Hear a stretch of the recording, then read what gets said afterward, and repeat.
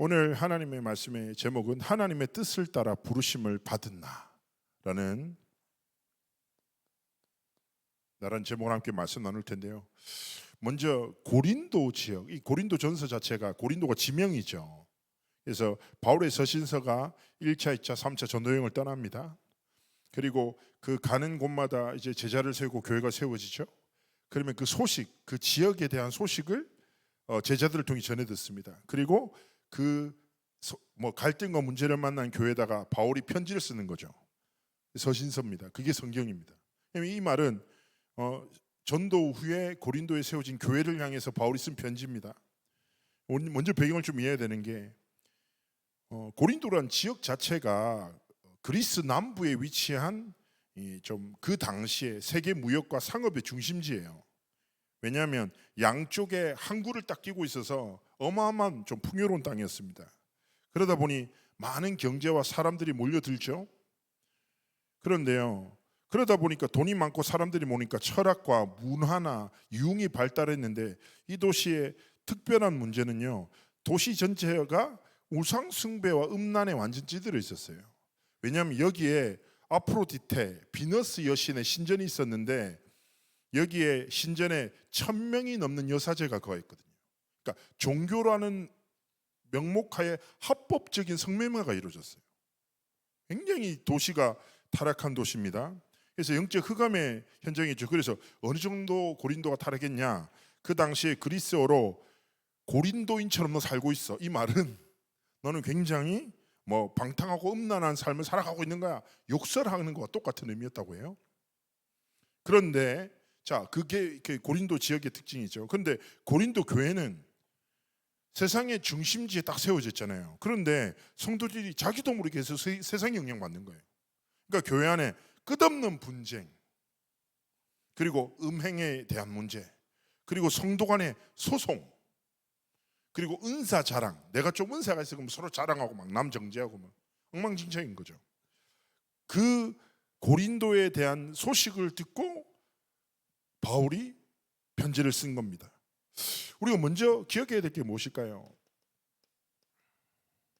어쩌면 우리도 고린도와 같은 풍요로운 세상 속에 살아가요. 그리고 나도 모르게 사실은 우상이라는 게 이렇게 절하는 게 우상이 아니잖아요. 그 거짓 신들의 전쟁이라는 책을 보면 굉장히 좀 의미 있는 말을 많이 해요. 이미 사단은 눈에 보이는 우상을 통해서 충분히 재미를 봤다 이거예요. 그래서 이제는 그 우상을 보이는 우상이 아니라 우리의 삶에 스며든 문화라는 매개체를 통하여 우리도 모르게 우리의 삶의 우상 중심으로 살아가도록 계속 만든다고. 충분히 일리 있는 말이죠. 그래서 일본에 800만 귀신이 어디 있습니까? 문화 속으로 다 스며 들어가 있죠. 그죠? 그래서 세계에서 가장 많이 돈 버는 IP 중에 하나가 포켓몬스터잖아요. 이 말 자체가 뭐예요? 주머니에 괴물을 들고 다니자라는 거예요. 엄청 좋아하죠. 귀엽다고, 시우리가 귀엽다고 하잖아요. 그게 뭐예요? 기본적인 우상의 개념이 문화 속으로 들어가서 삶을 탁 장악하는 거죠. 자, 그러다 보니까 우리도 세상 속에서 나도 모르게 어떻게 됩니까? 제가 자주 말씀드리지만 존재는 믿으나 능력을 믿지 않는 세대로 살아갈 수 있습니다. 뭐예요? 세상에 많은 종교가 있잖아요. 그런데요, 사람들이요, 종교를 가지지만 사실은 뭐예요? 세상에서 말하는 능력을 능력으로 삼고 살아가죠. 세상 사람들 어떻습니까? 종교를 통해서 마음의 위안을 얻지. 그러나 힘은 어디 있다고요? 세상 속에 있다고. 그러니까 세상에서 능력으로 정의한 것을 붙잡기 위해서 결심을 다해 살아갔잖아요. 그런데요, 이 글은요, 되게 전 세계적으로 유명한 기독 칼럼니스트가 쓴 책이거든요. 지금 세대의 그리스도인은 존재를 믿으나 능력을 믿지 않는 세대다. 능력을 믿지 않으니 능력이 필요하니 어디서 능력을 찾는가? 세상 속에서 찾는다. 세상에서 능력을 구하다 보니 나도 모르게 뭐예요? 노예로 살아간다는 거예요. 그러다 보면 어떻겠습니까? 나도 모르게 세상 기준,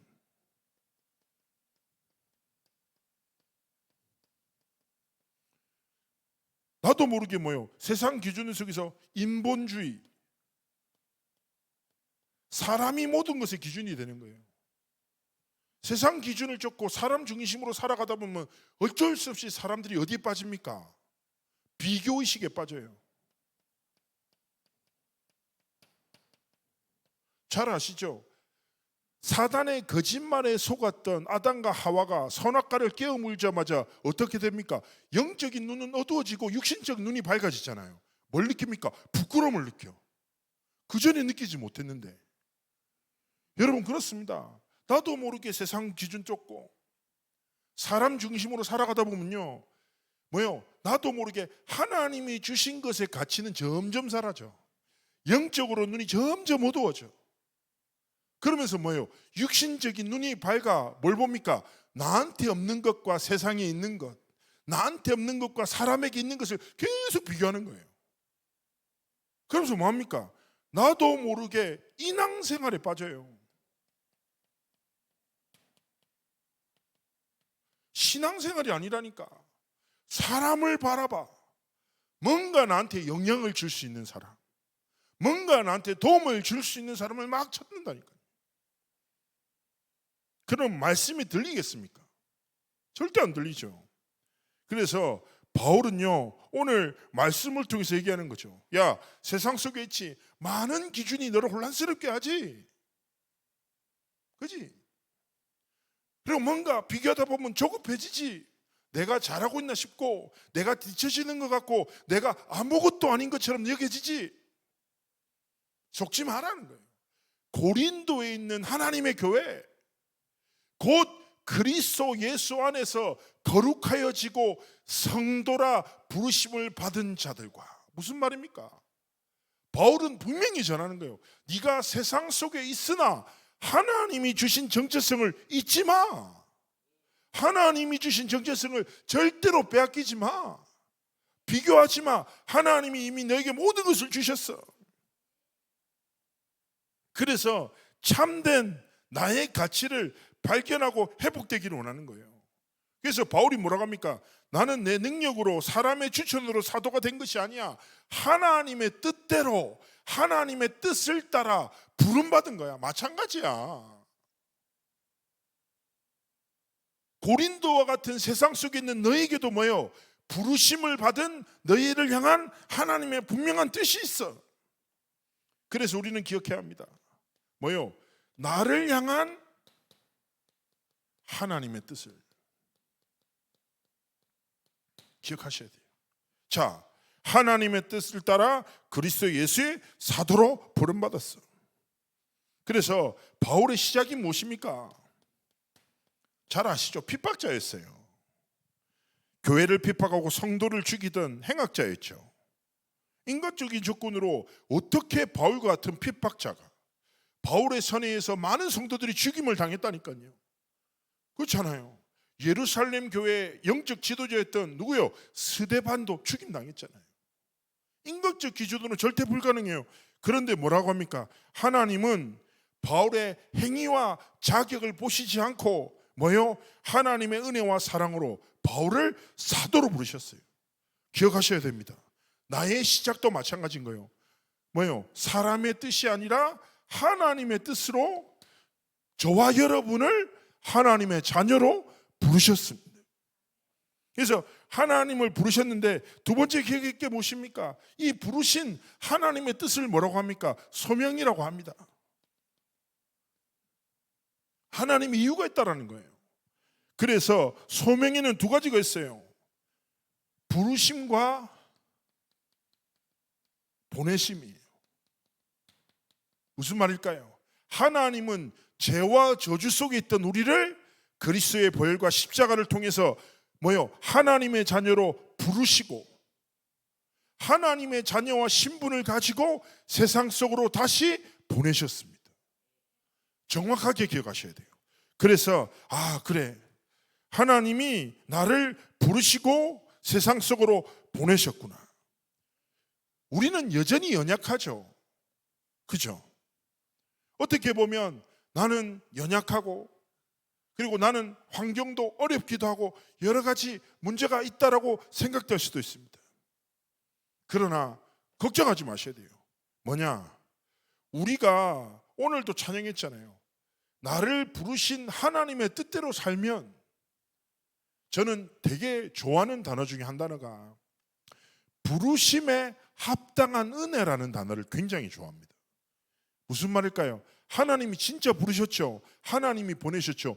능히 감당할 충분한 은혜를 허락하십니다. 지혜를 주시고 만남을 주시고 필요한 모든 문을 여시는 거예요. 걱정하실 거 없어요. 하나님의 뜻은 내 지식과 내 방법과 내 능력이 아니라 나를 통해 하나님의 능력으로 하나님이 이루어 나가시는 거라. 우리는 뭐예요? 하나님의 뜻을 붙잡고 하나님의 부르심을 따라 믿음으로 살면 돼요. 그리고 하나님이 우리를 부르셔서 주신 축복이 무엇입니까? 바로 구원이죠. 하나님 자녀의 신분과 권세를 딱 가지고 함께 정말 누리면서 하나님 앞에서 믿음으로 살아가는 것입니다. 전에 제가 복음을 전한 한 현장에서 한 청년이 왔어요. 이 청년이 논현동에서 지교회를 할 때 막 이렇게 왔는데, 키가 큰 자매인데 표정이 되게 어둡더라고요. 그래서 마치고 소식을 듣고 복음을 전하고 예수님 영접하고 다락방에 쭉 오는데 사람이 표정이 계속 어두워. 그래서 이 사람 왜 오지? 이 정도로 기분 나쁠 정도면 안 와야 되는데 표정이 너무 어두운데 계속 이게 오는 거죠. 그래서 그래서 사람이 좀 주변 사람 아멘 해도 절대 아멘 안 하고 또 기도할 때 반드시 눈 뜨고 있어요. 아니 불신자인데. 그래서 얘기를 해도 잘 안 들어. 말씀만 잘 듣지 평상시에 말해라도 말도 안 하고 표정도 없고 반드시 기도할 때 눈 뜨고 있고 아멘 안 하고 막 이러는 거예요. 그러면서 제가 딱 한 번은 좀 얘기하다가 식사를 하는데 저보고 얘기 좀 하자는 거예요. 그래서 저 안에 지교회 모이는데 안에 사무실이 있어서 거기 들어가서 딱 얘기를 하는데 이 자매가 저한테 이렇게 한 거야. 목사님, 내가 목사님이 볼 때는 좀 제가 어떻게 보이냐는 거예요. 그래서 그냥 잘 지내는 걸로 보여요. 이런데 자기 인생에 예수 믿는 거는 천지개벽 것 같다는 거예요. 자기는 예수를 믿을 거라 한 번도 생각해 보지 못했고, 자기는 어릴 때부터 저희 집안이 무속인 배경에서 우상 숭배하면서 제가 커왔다고.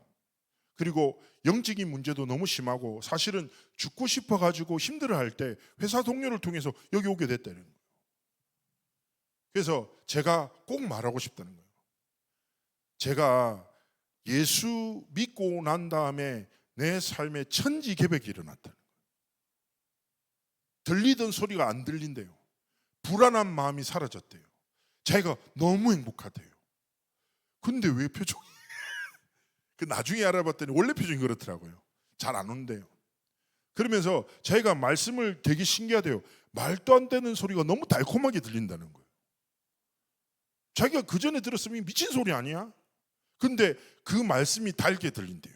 행복하대요. 그리고 자기가 구원받은 다음부터 잠도, 그 전에 불면증이 있는데 이제 잠도 잘 자고. 그래서 자기가 너무너무 감사하다고 그러면서 쭉 얘기를 하더라고요. 그러면서 저한테 이런 얘기를 하는 거예요. 그래서 제가 한데 제 가문에 저희 부모님부터 시작해서 우상숭배를 신명하기 위해서 저처럼 어려움 당한 사람 너무 많다고. 이 사람들한테 복음 전해주고 싶은데 제가 어떻게 하면 좋겠냐고. 이게.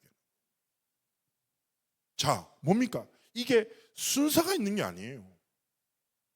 정말 구원받은 자는 구원하신 하나님의 은혜로 살아갑니다. 그 은혜를 깨닫다 보면 나를 부르시고 보내신 하나님의 뜻을 질문해요. 그럼 우리의 삶은요, 하나님의 뜻과 방향에 맞춰 살아갈 수밖에 없어요. 그래서 우리 성도님들이 이번 한 주간 먼저 뭐에 감사해야 돼요? 구원의 은혜에 감사하셔야 돼요. 하나님이 나를 하나님의 자녀로 삼으셨구나. 하나님이 죄와 저주에서 해방하시고 나를 구원하셨구나. 그리고 나를 구원하시고 나를 부르시고 하나님이 세상에 보내셨구나.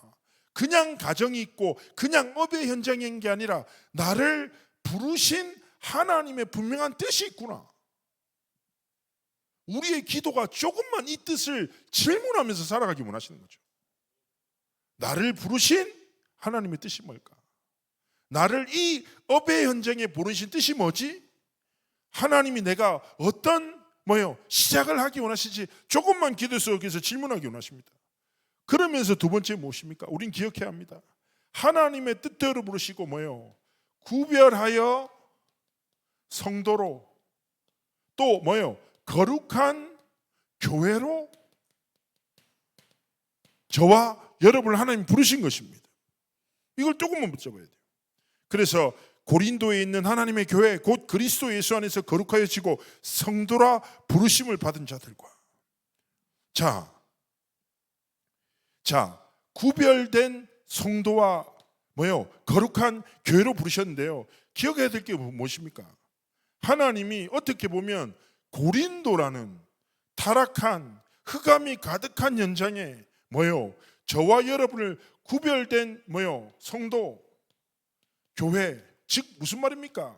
하나님의 것으로 우리를 부르셨습니다. 그렇기 때문에 조금만 기도하면서 우리는 뭘 누려야 됩니까? 다른 것이 아니죠. 구별되어 부르신 하나님께서 우리에게 주신 축복이 무엇입니까? 오늘 오전 예배에도 나눴죠. Always with의 축복. 성삼위 하나님이 성도와 교회와 언제나 함께 하시고 언제나 동행하시며 구별되이 부른 성도와 거룩한 교회를 가장 올바른 길로 인도하신다. 이 영적 사실을 붙잡고 조금만 우리 삶 속에 with 임마누엘 원네스의 축복을 누리는 나의 현장에 나의 삶에 위대의 축복을 누리고 모든 만남 속에서 임마누엘의 축복을 찾고 모든 사건을 통하여 하나님의 선이 이루어지도록 참된 축복을 누리는 증인으로 서기를 원하시는 것입니다. 이것 좀 붙잡고 우리의 삶에 뭡니까? 다른 것이 아니죠.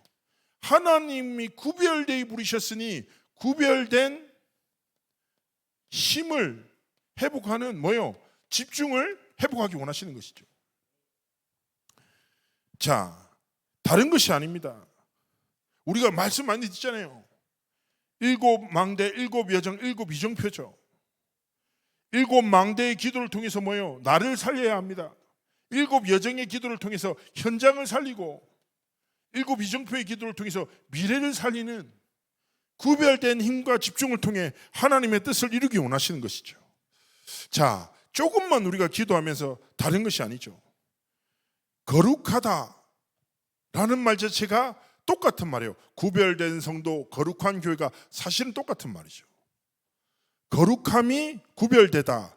한마디로 하나님의 것으로 구별되다. 하나님의 것으로 구별되다는 중요한 뜻을 담고 있는데, 그렇다면 우리의 삶 속에 조금만 하나님이 주시는 힘, 이 힘으로 구별된 눈, 말씀으로 기도 속에서 조금만 사람도 보고 사건도 보고 현장도 보고 많은 소리가 들려요. 거룩함으로 구별된 귀, 사람의 소리에 흔들리지 말고 그 사람의 소리에 있는 하나님의 음성에 귀를 기울이고 하나님 앞에 구별된 선택을 통하여 우리의 삶을 향한 하나님의 뜻이 성취되도록 하나님 앞에 집중하기를 원하시는 것입니다. 어떻게 보면 우리의 삶도 고린도와 같이 뭔가 제약이 가득하고 뭔가 우리의 삶에 많은 어려움들과 갈등이 있을 수 있습니다. 그러나 하나님 앞에 하나님이 나를 부르셨구나. 하나님이 구별된 힘과 능력으로 나와 함께 하시구나. 정말 깨닫고 하나님의 중요한 뜻과 계획을 이뤄나가기를 원하시는 것입니다. 어떻게 보면 우리의 삶을 살아가다 보면 원하지 않는 많은 일들과 상황을 만나기도 합니다. 그러나 하나님 앞에서 우리는 기억할 것이 있습니다. 뭡니까? 우리 오전 예배도 나눴지만 하나님은 실수치 않으신다. 그리고 하나님의 선하신 계획과 뜻이 분명히 있어. 그래서 우리는 하나님의 뜻을 가지고 부르심을 받은 자들이기에 구별된 힘을 누리는 조금만 집중을 통해서 나를 살리고 현장을 정말 전도자의 눈으로 바라보기 원하시는 것이죠. 사람이 정체성이 분명하면 보는 눈도 달라집니다. 홍콩의 중직자님 중에 별명이 백종원이라 불리는 분이 계십니다. 백종원이 지금 좀 약간 사회적으로 어려움이 있지만 요식업을 하시는 장로님이신데, 홍콩 새생명교회 장로님인데, 홍콩에 진짜 번화가 센트럴이라는 곳에 식당이 한 7개, 8개, 아시아 쪽에도 계속 식당이 늘고 하는데, 홍콩 집회 갈 때마다 식당을 돌아가면서 초대받아서 음식을 먹거든요. 그래서 이번에는 이태리 식당에 갔다 왔는데 너무 맛있더라고요. 자, 근데 이분이 제가 잠시 전에 대화를 좀 나눴는데, 제가 너무 궁금한 거예요. 장로님 어떻게 이렇게 됐냐고 했더니, 사실은 처음에 미얀마에 이렇게 사업체를 차렸다가 그때 지진 나고 해가지고 완전 망했다는 거예요. 그러다가 하나님 앞에 이게 문제 낙심할 게 아니라 도전해야 될 중요한 중심 가지고 홍콩에서 시작했는데 계속 문을 여신다고. 근데 이런 얘기를 한 거예요. 본인은 진짜 24 한다는 거예요. 24. 그래서 뭐냐면, 어떻게 하면 한국의 문화를 가지고 이 아시아 자체를 변화시킬까 하고 계속 도전한다는 거예요. 그래서 저 홍콩의 센터를 보면 삼계탕집, 칼국수집, 그다음에 갈비집, 이태리 식당부터 시작해서 중국 식당부터 온갖 식당이 다 있어요. 근데 다 성공해요. 그런데 이 어떤 고백을 하냐면, 자기는 한 가지 확신이 있다는 거예요. 뭐냐면, 하나님이 전도 선교를 위해서 나를 부르셨기 때문에 하나님이 전도 선교를 감당할 분명한 힘과 지혜를 내게 주신다. 하나님의 뜻이 분명하기 때문에 하나님이 문을 여실 수밖에 없다. 그 확신 가지고 자기는 24 집중하면서 25를 향해서 계속 도전한다는 거예요. 분명하다 싶더라고요. 우리의 삶에 뭐예요? 하나님의 분명한 뜻을 붙잡고 끝없이 구별된 힘과 뭐예요? 하나님이 주신 것을 날마다 도전하는 거예요. 그때 하나님이 우리에게 뭘 주십니까? 오늘 3절에 말하죠. 3절에서 뭐라고 합니까? 다른 것이 아닙니다. 하나님 우리 아버지와 주 예수 그리스도로부터 두 단어가 나오죠. 은혜와 평강을.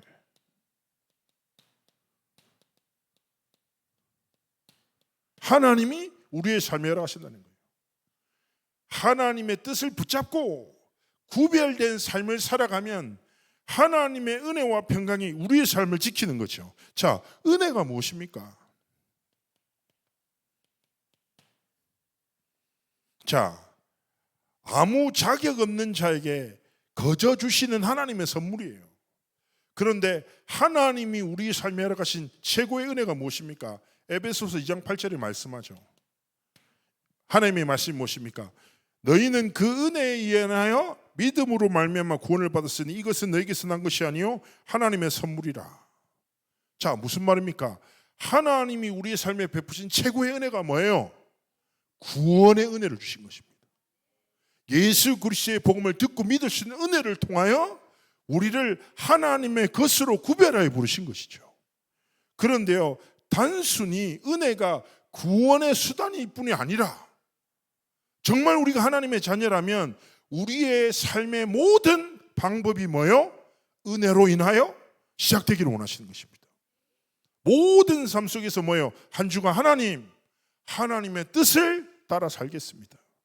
하나님이 주시는 구별된 힘으로 살아가겠습니다. 하나님, 은혜와 평강으로 내 모든 생각과 마음을, 은혜와 평강으로 내 모든 만남을, 은혜와 평강으로 내 모든 사건을 지켜주옵소서. 진짜 기도하기 원하시는 거예요. 그래서 구원을 넘어 모든 삶의 방법이 하나님의 은혜. 두 번째 무엇입니까? 평강이죠. 평강이 무슨 말입니까? 환경과 어떤 문제와 상관없이 위로부터 임하는 참된 평안, 이런 뜻입니다. 평강을 히브리어로 뭐라고 합니까? 샬롬. 우리 옆에 성도님한테 인사할까요? 샬롬. 그렇죠? 많이 들어보셨죠? 이 샬롬이란 단어는 뭐냐? 근원적인 평안함, 어떤 뜻과 같냐? 물고기가 물속에 있을 때 비로소 평안하듯이 구원받은 영혼이 창조주 하나님과 올바른 관계를 회복하고 그 하나님과 함께하는 축복 속에 있는 상태를 의미한다. 그렇죠? 정말 하나님 안에 있을 때, 그리스도 예수 안에 있을 때, 그래서 요한복음 14장 27절에 뭐라고 합니까? 예수님께서 말씀하시죠. 평안을 너에게 끼치노니 곧 나의 평안을 너에게 주노라. 내가 너에게 주는 것은 세상이 주는 것과 같지 않으리라. 세상이 줄 수도 없고 알 수도 없는 평강으로, 평안으로 우리의 모든 삶을 지키신다는 약속이죠. 우리 성도님들 삶 속에 뭐요? 모든 순간에 하나님의 은혜가, 하나님이 함께 하시는 축복이, 우리의 생각에는 뭐예요? 그 누구도 빼앗을 수 없는 깊은 평강의 은혜가, 샬롬, 하나님의 평안이 임하는 은혜와 축복이 있기를 주 예수님으로 축복합니다. 그래서 뭡니까? 조금 말씀을 오늘 기억하면서 그렇구나, 고린도처럼 혼란스러운 교회를 향하여 바울이 전달하는 거죠. 야, 나 역시 하나님의 은혜로 주 예수 그리스도로 인하여 사도로 부름받았어. 너희가 거룩한 교회로 구별된 성도로 부른 것 자체가 하나님의 뜻대로 부르심을 받은 자들이야. 그렇죠? 조금만 하나님이 주신 구별한 힘을 가지고 하나님의 뜻을 향하여 도전할 때 하나님의 은혜가 네 모든 삶에 가득할 거야. 하나님의 평강이 네 모든 생각과 마음을 지켜낼 거야. 사람이요, 아무리 어려움을 만나도 뭐요? 하나님의 평안이 머물면 흔들리지 않습니다. 제가 말씀드렸잖아요. 비행기에 아기 3명 때문에 스트레스 받다가 처음에 너무 피곤하니까 화가 막 났다니까요. 그때 호흡 기도하면서 정체성을 찾고 축복하기 시작했는데 평안하고 아기 소리도 귀엽게 들리고 막 아무 문제가 안 되는 거예요. 마찬가지입니다. 우리의 삶에 날마다 뭐가 필요해요? 하나님의 은혜가. 우리 성도님들 익숙함으로 살아가지 마십시오. 살던 대로 살고 하던 대로 하고 성질대로 살지 마십시오. 날마다 내 반복되는 삶에 뭐가 필요해요? 하나님의 은혜가 필요해요. 하나님의 은혜로 날마다 시작하는 거예요. 그리고 하나님의 평강이 내 삶에 정말 뭐예요? 마음과 생각을 지키도록 집중하는 거예요. 이것 가지고 뭐합니까? 우리의 삶은 뭐예요? 살리는 여정을 걸어가는 겁니다. 가진 자의 여유, 무슨 말인지 아시죠? 사람이요, 가지고 있으면 여유로워요. 그렇지 않습니까? 제가 이번에 오세아니아 사역 갔다가 솔로몬 제도에서 말라이타 섬에 갔다가 죽을 뻔했거든요. 왜냐하면 2시간 배 타고 갔는데 약간 배멀미했어요. 파도 너무 심해서. 짐 풀고 완전히 길이 없는 험한 길을 또 1시간 차 타고 들어가서 오디션을 하는데 4시간을 해요. 4시간을. 근데 막 목마르지, 밥 안 주지, 그리고 덥지, 너무 힘든 거예요. 아마 그날 산업선교 때 제가 인상 쓰고 있었던 거는 제 상태입니다. 너무 힘들어가지고 하기도 싫어. 근데 옆에 서라는 거야. 그러니까 저보고 왜 그래 인상 쓰고 있냐고. 진짜 그날 힘들었거든요. 너무 힘든 거예요. 그래서 제가 나도 모르게 진짜 제가 얼마나 상태가 안 좋았냐면 그 오디션 보다가 혼자 숲 같은 데 가가지고 택시 좀 잡아줘라고 저 소리쳤다니까. 나를 좀 어디 데려다 달라고. 내가 여기 있기 너무 힘들다고 막 그랬다니까. 그러고 있었는데 갑자기 이제 그쪽에서 이제 수상, 솔로몬 제도의 수상이 자기 집에 식사를 이제 초대하겠다는 거예요. 그래서 갑자기 기분이 좋아졌죠. 근데 수상집에 갔는데 제가 상태가 얼마나 웃겼냐면 그 수상의 관저로 갔어요. 말라이타 섬에 갔는데 거기서 이제 먼저 자기 관저 사무실에서 만나자는 거예요. 들어갔어요. 그런데 자기한테 복음을 전해달라고. 얼마나 은혜스럽습니까? 근데 난 짜증났다니까. 밥부터 먹고 복음 전하면 안 되냐고. 너무 힘드니까. 자, 제가 딱 그걸 겪으면서 사람이 제 그때 주머니에 그 달러가 있었어요. 달러가. 근데 돈이 쓸 데도 없고 아무 필요 없는 종이 조각이라. 근데 사람이 상태가 궁핍해지니까 엄청 힘들어지더라고요. 배불러지고 금방 기분 좋아지긴 했는데, 자, 중요한 것은 무엇입니까? 우리가 가진 것이 무엇입니까?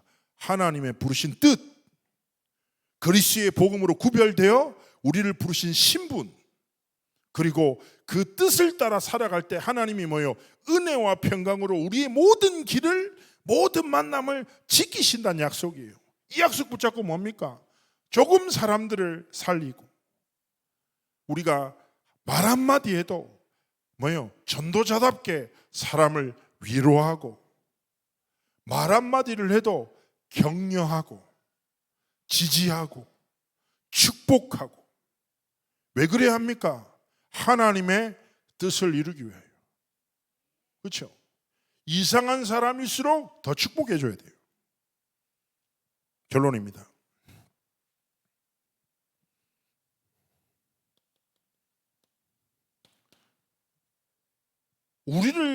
우리의 인생을 향한 하나님의 뜻을 한 단어로 뭐라고 할까요? 다른 것이 아닙니다.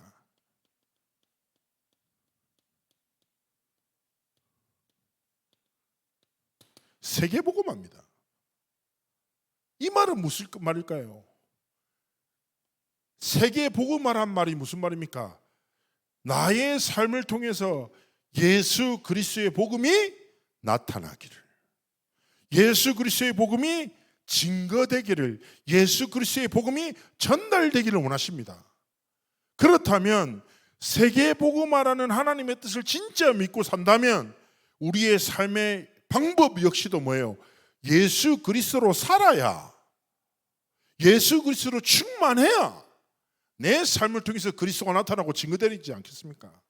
그래서 우리의 삶의 방법 뭡니까? 하나님의 분명한 뜻이 나를 통해서 그리스도의 복음이 증거되는 세계복음화의 길을 걷기 원하시기에 뭐예요? 우리는 뭐예요? 날마다 오직 예수 그리스도로, 오직 하나님의 나라로, 오직 성령의 충만함으로 살아갈 때 하나님이 이 복음을 증거할 수밖에 없는 유일성의 축복을, 유일성의 은혜와 평강을 우리의 삶에 열어가시는 것이죠. 우리의 삶에 재창조의 열매가 맺어지는 하나님의 축복소를 이끄시는 것입니다. 이번 한 주간 하나님의 뜻을 따라 부르심을 받은 나, 하나님의 약속을 붙잡고 승리하는 삶의 길을 걸어가시기를 주의 이름으로 축복합니다. 한번 우리 합심으로 기도합시다. 하나님, 하나님의 뜻을 붙잡게 하시고 구별된 삶을 살아가게 하시고 은혜와 평강으로 모든 것을 살리는 증인의 길을 걸어가도록 함께 하시고 축복해 달라고 우리 이 시간 합심으로 기도하십니다.